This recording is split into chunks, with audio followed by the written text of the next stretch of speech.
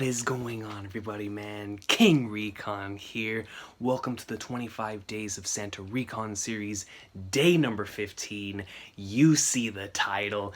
I think it was day number 1 of the 12 Days of Awesome Sauce last year. I talked about this very same series, and even then I was calling it a masterpiece. Now, when I've actually finished the entire thing, whenever I actually finished past episode 80, which to me, episodes 82 to 86 is some of my favorite stuff I've ever experienced in this medium.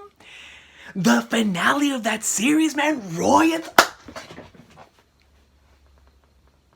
Bro, the 90s and the 100s, but episode 110, the final frame in that series, in Legend of the Galactic Heroes, is something that you will never forget once you experience it, man. At least for me, and from the individuals that I've talked to, that have experienced the series, once you witness that final frame, you just sit back and you go,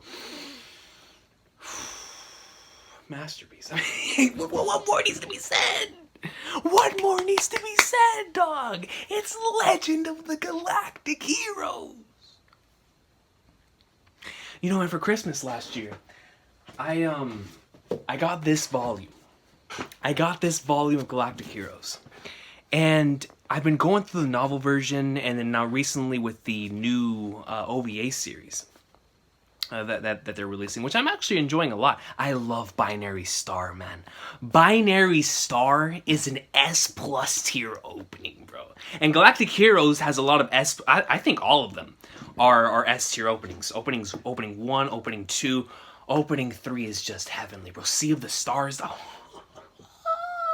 That opening goes in hard, and an opening 4, but the endings are really good too, which I'll get to in a second. But Binary Star is a banger, man. But anyways, going through the novel and going through the recent series, even though I'm not caught up, I've been trying to like pace it out because it's only around for a season and at least for a year anyway. So pacing it out and experiencing it on my own time. But something that really impresses me about the original series that I've been able to really think about thanks to the new series and the novels is just how much effort was put into really separating the Alliance and the Galactic Empire in terms of presentation. Even to the way the series is presented to you. And I understand that originally it was in the novel version that you saw, that you were put right into the conflict, and whenever you get put into the Alliance side of the conflict, following Yang and everyone else there, you're put in the middle. Like, you're not able to see what led them to this point, because the whole point of the Alliance is that they're trying to survive. They're trying to start this revolution in order to gain freedom and whatnot, right? So you're in the middle of that. But on the Empire side, you actually get to see Reinhardt's journey into where it is that he gets to, which is very fascinating. And I enjoy that they actually dedicated time into separating the two different types of narratives that we can have there. And of course there's other characters and there's other stories to be told, but just that main basis is so fascinating to me. Like, even when it comes to simple stuff like that, it goes a very long way, especially when you go back and look at it again. It's one of those things that really impresses me about the series. And then it continues on with the small stuff from both a visual and audio standpoint. I think anyone who's watched this series, even just the first 50 episodes, can immediately, the moment they hear either the Alliance theme or the Galactic Empire theme, can tell you that's their theme. That is their theme, because there are specific OSTs that play whenever it's on one side or on the other. And I love stuff like that, man. That's taking full advantage of your medium. That's taking full advantage of the fact that you are a visual and an audio medium. Because not only are you seeing something that's different whenever you're following one side or the other, but also you're hearing OSTs that are different as well. And that goes a very long way, man. I know it may seem something very small, but a part of the entire package, it goes a long way. And then also, and the new OVA series does it as well, but the original that separated the openings, keeping the openings to specifically to the Empire, and then the endings to the Alliance, was always great. And then the lyrics, whenever you actually get to search up the lyrics and you see how different they are in terms of vibe and what they're trying to tell, really fits, Reinhard and Yang. And I love it. I love stuff like that, man. Because it just shows that they are actually putting attention to detail and to what it is that they're trying to present here. It is the overall package of Galactic Heroes that makes it special. From the stuff that I just mentioned, to the characters, to the story, to the way it's written, the documentary stuff. Now, y'all need to see the profile picture, right? You guys know I love Hunter x Hunter. In Hunter x Hunter, they're in an arc called the Chimera Ant arc. There's a narrator that is very, very prevalent in that arc that really makes me love that arc. Actually, I would dare say the narrator to me is my third favorite character in the entire series, right under like Krollo and Jing, right? Or Jing and Krollo in order. That's how much I love whenever a narrator is used correctly. Dragon Ball Z, when I grew up with that. The narration at the beginning of an episode and at the end of an episode always got me hyped, man. Like, whenever the episode started off and you had dudes talking about Goku just went Super Saiyan, will we find out that will he defeat Frieza with a planet blew up? Who knows? But find out next time on DBZ. Like, I love stuff like that, dog. I come from a wrestling background. Commentary means everything, dog. And I've watched a lot of sports. Commentary is the thing. So, when Galactic Heroes' entire series is based on narration and the fact that we are witnessing the legend of these characters being written and taking place that will be told for generations to come. And when I first realized this was whenever we saw episode 40. I think it's called Julian's Journey in the Journey of Mankind, which is a very fascinating episode just because if you've never watched Galactic Heroes. Just imagine a documentary style episode or like a documentary that you would watch on the History Channel, right? And you see all these characters are talking about certain things. B-roll is being shown on the front while they're talking about said event, and it'll say like certain stats or statistics about what happened in that era, what year it took place in, and stuff like that. Just imagine that. Except Galactic Heroes did that very same thing with fictional characters within the actual verse that made it seem like it's something that actually took place. And it's so impressive to me. Why? Because of what I said earlier. Whenever you start off this series, you are pushed into this conflict between the Alliance and the Empire. And you're used to, or the way that you find out about the world of the series and about the history of the series and why it is that they're fighting against each other is through the characters. Through the characters and through the little small dialogue, or the small pieces of dialogue that they have with each other, we're able to find out about the world and the history of the series. But when we got an actual dedicated episode to a documentary style type of thing like that, and then especially seeing it through Julian's eyes, which comes into, to perfection whenever you actually go back and look at it, into why it is that he was the one that saw that, and going back around, that's amazing. That is absolutely incredible, dude. But going back to what I was saying earlier, it was when I watched episode 40 that I truly realized that I really love the way the series is told and why it's told in the way that it is. Because of course, because I love the narrations and I'm a huge tart whenever an ending theme starts playing before the episode ends. That's just I enjoy that in any series. But in Galactic Heroes, it's super cool because not only do they do that with the ending, they do that with the opening. And so in the opening, it'll start playing, like you'll hear opening 2.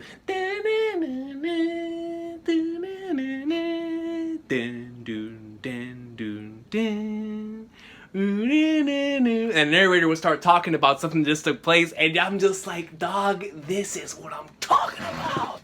Yes! And I know it may sound weird, but that's just how I am. Like, let the narrator have his shine, dog. And that's what Galactic Heroes does. Why? Because it is a legend of the Galactic Heroes. And I love it, man.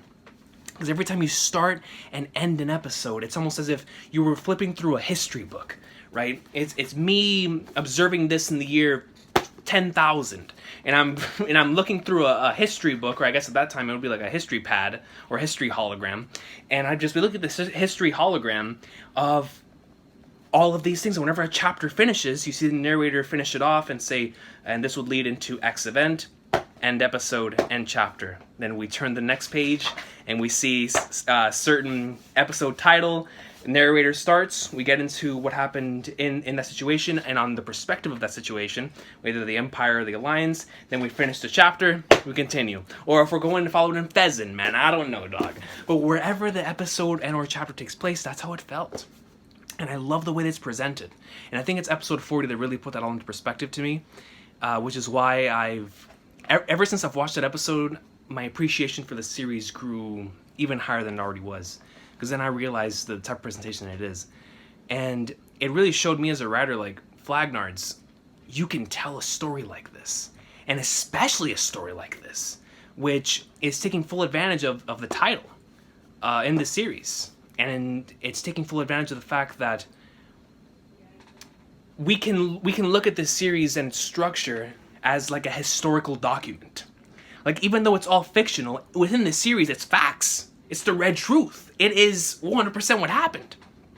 And so people can interpret it in whatever way that they want, or people have and will interpret it in whatever way that they want or will. But at the end of the day, they are presenting what happened on both sides. You know, so you're seeing what happened from the Empire side that was documented on that side, and then you're seeing what happened on the Alliance's side and what happened there. It's up to you to come up with a conclusion after that, man. That's what I really, really like about this series. Now, continuing on from the presentation, let's talk about some characters, dog. Because I think aside from the way that it's presented, the most impressive thing about the series is its characters. Yang and Reinhardt are both in my top 10 favorite characters in all of anime and manga. Yang, I think in particular, is probably one of my favorite characters ever in anything. Which is saying something because a Reinhardt type of character is usually what I like more in a story. That ambitious type of character that has so many amazing pieces of dialogue about wanting to conquer, and no one's gonna stop him. He'll grab it by its throat, rip it out, dog, if need be, but he's gonna grab what he wants. He takes. My boy eats. You know what I'm saying? No, that's the type of dude Reinhardt is.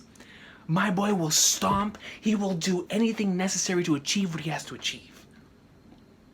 And his journey is so beautiful, man.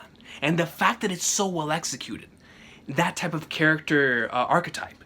And he's not my favorite character is what impresses me so much about Yang, man. But y'all gotta understand, bro. Like, dude, and it's like right here, right? Like, Reinhardt's right here and Young's right here, but after I witnessed a certain batch of episodes in the series, I was like, bro, there is no way that I can't have Yang as my favorite. There's just no way, bro. Like, this dude is too GOAT. Maybe whenever I go back and reread, I should say, whenever we watch the series again, because even now, even with the novels and with the new series, I think I still gotta give it to Yang, bro. He's too GOAT, dude. But Reinhardt's like right there. And then there's other incredible characters too, like you have Royenthal, man. I love Royenthal, bro. That's such an amazing character. Mittermeier, Oberstein, bro. Oberstein, how fascinating a character he is, man. And I just love how we realize as an audience just how misunderstood the dude is. And yet they never really clarified that in the series. Like, it just keeps it that way. Like, Oberstein is his own thing. He's his own thing. But, you know, with Frederica, Julian, bro, I mean, such great characters, bro. Shenkop, man, and God, dude, I mean, and on both sides, too, dog. Like, on both sides. And something that really impresses me about Galactic Heroes, from a writing standpoint, is that it can introduce a character in episode, I don't know, you'll see them like in episode 1, episode 2, or episode 10, episode 15, and they'll be introduced with a certain role, and yet by the time you get to like episode 90 or 100, their role will be completely different. And that is something that is very hard to pull off if you don't have the proper planning. What I mean by hard to pull off, it's not hard to pull off if you want to execute it poorly. If you want to execute it well, that type of stuff takes a proper planning, considering the type of series that this is. This is a very long series, a very long space opera. And considering just how many incredible characters there are that have so many different character arcs and threads that are actually executed very, very well is extremely impressive, man. It's very, very impressive. I mean, I challenge anyone to write a series like this and keep it as intriguing, as intense, and still keep the themes running through the characters and their character arcs being resolved in the way they did, even though their character arcs took a completely different turn than what originally was intended to be in the series. And with me saying that, whenever you see their character arcs and how they went, and you look back at the beginning, you're like, I should have seen this coming. I should have seen this coming. And it's that type of stuff that really makes me appreciate the genius behind the writing of this series. And it's so cool, man. It's so cool. I mean, just when it comes to little key details. Oh, one more thing about Galactic Heroes. Y'all know how I am with dialogue. Galactic Heroes has some of my favorite pieces of dialogue in anime, dude.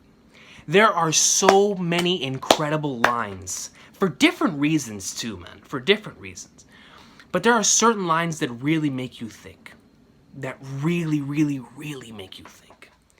And I think that's what's very important and something really cool about this series, because, you know what, let me talk about Yang right quick.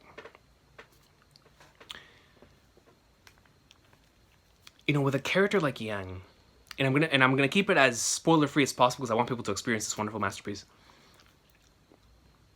But after a certain thing takes place,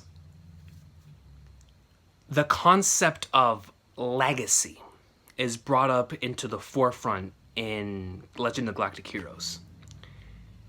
And you get to see it on both sides with Reinhardt and Yang in terms of this legacy that has been left behind with these characters, in terms of how it is that other people have been impacted by their lives, right? So like which leads into the whole Legend of the Galactic Heroes thing.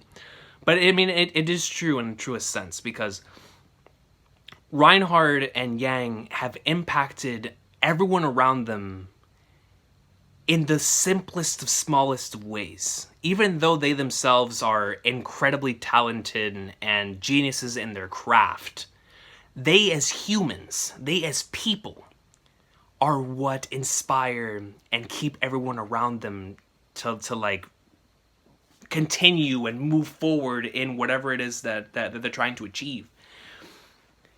And what's so cool about that from Yang's side, because on Reinhardt's side, it's completely understood, because Reinhardt's very ambitious. Reinhardt is a dude who I could see anyone following him. But whenever you see the type of dude that Yang is, Yang doesn't give a flying flag nor about any of that type of stuff. And yet, even with that, he has that Gintoki type of thing within him, where even though he doesn't want it, he gets it, and whenever and he just, all right, whatever. And it's so dope to me, man, that a character like Yang, especially during that stretch of episodes that I told y'all, man, it really hit me where I was like, dog, this dude was incredible, man. I mean, when you see, I'm just gonna leave it at that, but bro, oh man, yo, when Ending 1 started playing, bro, when Ending 1 started playing, and that was too much, man. That was too much, man. The magician, man, dude.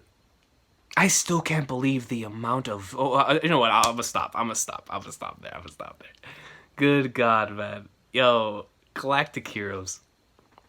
But it's just so cool to me. I really enjoy just how we're able to see, like I said, stuff like that from both sides. And we're able to see why it is that both sides are fighting for their causes. What's caused them to do this, their motivations. And as the series continues on, stuff like that gets very cluttered. And, or I should say, it gets very cluttered in their minds, not in the series. The series keeps it very well in tune. But it's just impressive to me that even when they're not in the battles, because usually in a series like this, the character build-ups, the relationships, the themes, it's all, you know, gonna go smack dab in a battle between the ships, and in a strategic battle between the geniuses. But in Galactic Heroes, the most intense moments, most of the time, don't even come in the battles. The most intense moments come outside with some insane character moments. And stuff that is going down outside of the battles. And to me, that's really cool. Because normally, like I said, in a series like that, you look forward to the battles the most. That's what the entire build-up is usually for. In Galactic Heroes, it kind of feels like sometimes we get the battles, and then the aftermath of the battles is what leads us into the true greatness of the series. And it's insane, right? But that's just the way it seems at times. It really, really is. But Galactic Heroes, man, if you have not experienced this series, I highly, highly, highly, highly, highly recommend it. Highly recommend it. It may not be for everybody. You know, I can see some people not enjoying this series as much as others. It just depends on what you enjoy. But I think this is one of those series that at the very least needs to be attempted to see whether you would like it or not. Because if you do like it and you're willing to stick with it through the entire journey, I guarantee by the time that you finish it, it is going to leave some sort of impact on you, man. It's one of those special series. It's one of those special series. And the characters, man, I mean, they really, really stick with you, bro. They really, really stick with you, man. And, like, some characters and OSTs are, like, 100% in tune with each other. Like, I think it's called Valkyrie Ha with Reinhardt and Ending One with Yang, bro. Like, anytime I listen to those, man, I'm immediately like, dog, the goats. The goats. But, and I miss it. I'm not going to flex, man. Whenever I finished it, I was like, bro, this is going to be a hard hole to fill, man. This is going to be hard, man. I'm glad I experienced so much greatness in this year that I was able to do just that. But even, like man, y'all know how much I love Gintama. When I finished Galactic Heroes, I questioned it. I was like, bro, is Gintama really the greatest I've ever seen? Like is Gintama really on the anime side at least, like the creme de la creme? Like, are you sure it's not this? You know, like, it made me even question that when I finished it, man. Just a marvelous journey. A marvelous, marvelous journey. So many incredible moments. But, yo, that stretch at the end of Season 3 is some of my favorite stuff in fiction, man. It is so phenomenal, man. The entire series, like, and you don't even realize it, bro. It's leading up to that, and you're like, God, when it happens in the after... No, the actual episode, I mean, it's my favorite, but it's the aftermath, man. You're just like, good God, bro. Like, we talk about, you know, One Piece, of course, being my GOAT. Like, that has post-arcs that are out of this world. Galactic Heroes has a post-arc at the end of Season 3 that just leaves you, like, floored. Speechless. I think that was, if I would have been reacting to Galactic Heroes, I think during that stretch that I'm talking about in the 80s, I would have been dead silent for 4 episodes. Dead silent. I remember watching it in front of that very computer right there without even a word. Nothing came out of my mouth, dog. Not a single thing. And y'all know how much I talk. I didn't utter a single breath. I just kept clicking. And that was the only sound in my room, was a click. And the other sound was a tear. It's phenomenal, bro. Like, oh. Galactic Heroes, man. Legend of the Galactic Heroes. I miss it. I adore it. And I can't wait until the current series that's coming out, the remake, gets into that Season 3 content, man. Or, you know what, bro? Let it get into the season, because I'm enjoying where it is, and I'm looking forward to further going down the line on it. But I think I have a good idea of where it is right now. But man, I really, really wanted to go into like the certain portion in Season 2, because there's a certain part in Season 2 that had me so hooked that I started watching from there all the way up until where I said. There's a certain part with Yang. Oh my God, bro, where he's being interrogated. And you see his true greatness, bro. See, that's what I'm talking about, man. Like, yo, that's my boy, dog. But then, like, Reinhardt, man, he has so many amazing scenes and moments, bro. I mean, Sieg, Kaiser, Reinhardt, though, bro. Like, come on, Skip. There's so many great, bro. Like, man, Mittermeier, dog. So many GOAT characters. Dude, Murkats, bro. Dude, like, the moments, just the character-defining moments of these characters. Hilda. Bro, Frederica Greenhill, son. Great, great characters. But, you know, if Reinhardt and Yang weren't as good as they are, and even with them being as good as they are, I have Royenthal right there with them. I love Oscar von Royenthal, bro. That dude is a goat, dog. His entire story, the type of character that he is, his voice act. Bro, come on, bro. Royenthal. And I adore Julian's journey. I think is the character arc that in terms of following it from beginning until the end of the series, is the one that I think I enjoyed seeing how it developed the most. I don't know, but I think it's the one that I had the most emotional attachment to, due to certain events that take place. But Julian's character arc was the one that probably shocked me the most, even though I should have seen it coming, but in the way that it happened, and in the way that it turned out. And it was such a great thing to see it happen, in terms of how he was written. Because that just shows the attention to detail and the intricate amount of threading that it took in order to make that actually be executed well. Julian's a magnificent character. You know, I feel like I've said it like 50 times in this thing, but bro, they're just all so great, man. So many great characters. Just the way that certain themes are embodied by these characters. It's so good, man. It's so good. Screw the terrorists, man. Terrorists. Screw those bastards. The pheasant, man. Every time I went to pheasant, I just couldn't help but laugh, bro. Yo, the stuff that would go down there was always wild. That was always fun. But yeah, man, Galactic Heroes, bro. So many great characters. There's one particular line of dialogue that still sticks out to me. I'm trying to remember like exactly what it was, but it was basically they were having a conversation with Yang, and they were talking about what is the difference between him and Reinhardt. And Yang was talking about, oh, is it skill? Is it talent? Excuse me. And then they were like, no, it's not talent, because both of you are equally as skilled and talented. What it is ambition. Reinhardt is more ambitious than you. And like when Yang heard that, dog, he like took a step back. He realized what was actually said. They're just so good, man. Like,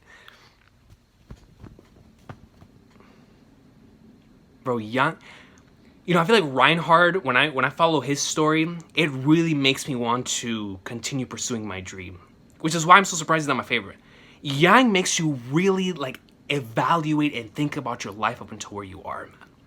And it makes you think about your future, bro. Like, real talk, man. Like, I remember just listening to Yang's lines of dialogue, and I was like, son, this man's out here. I feel like I'm learning something while listening to this dude, bro.